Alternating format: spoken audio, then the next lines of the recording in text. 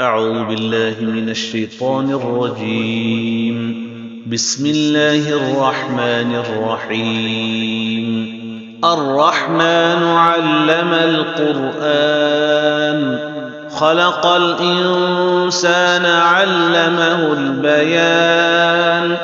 الشمس والقمر بحسبان والنجم والشجر يسجدان والسماء رفعها ووضع الميزان ألا تطغوا في الميزان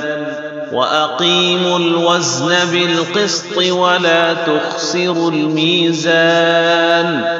والأرض وضعها للأنام فيها فاكهة والنخل ذات الأكمام والحب ذو العصف والريحان فبأي آلاء ربكما تكذبان خلق الإنسان من صلصال كالفخار وخلق الجان من مارج من نار فبأي آلاء ربكما تكذبان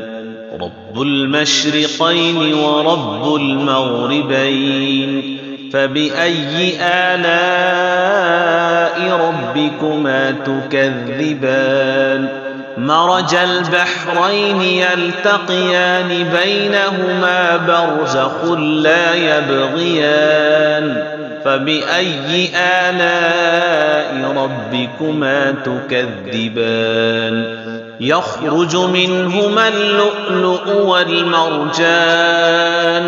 فبأي آلاء ربكما تكذبان وله الجوار المنشآت في البحر كالأعلام فبأي آلاء ربكما تكذبان كل من عليها فان ويبقى وجه ربك ذو الجلال والإكرام فبأي آلاء ربكما تكذبان يسأله من في السماوات والأرض كل يوم هو في شأن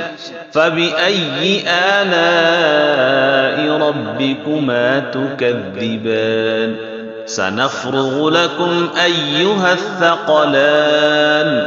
فبأي آلاء ربكما تكذبان يا معشر الجن والإنس إن استطعتم أن تنفذوا من أقطار السماوات والأرض فانفذوا لا تنفذون إلا بسلطان فبأي آلاء ربكما تكذبان يرسل عليكما شواظ من نار ونحاس فلا تنتصران فبأي آلاء ربكما تكذبان فإذا انشقت السماء فكانت وردة كالدهان فبأي آلاء ربكما تكذبان فيومئذ لا يسأل عن ذنبه إنس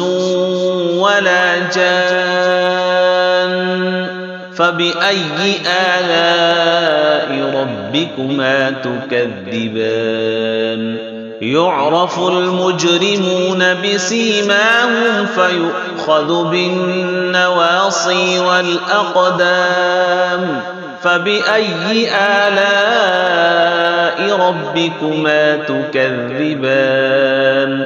هذه جهنم التي يكذب بها المجرمون يطوفون بينها وبين حميم آن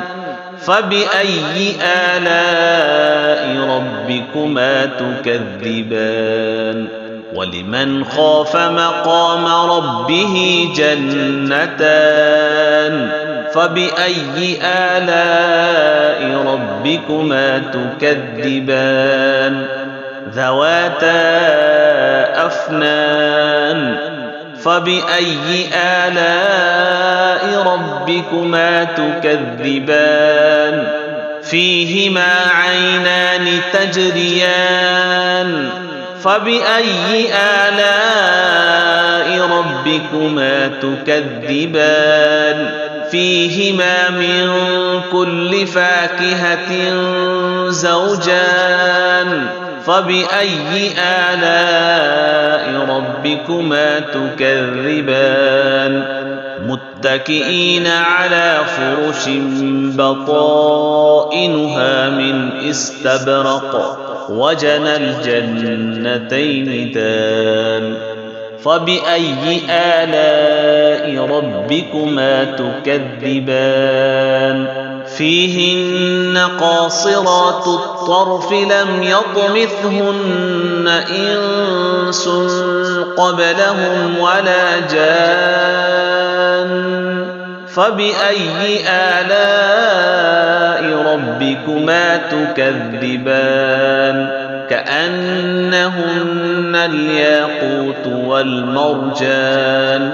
فبأي آلاء ربكما تكذبان هل جزاء الإحسان إلا الإحسان فبأي آلاء ربكما تكذبان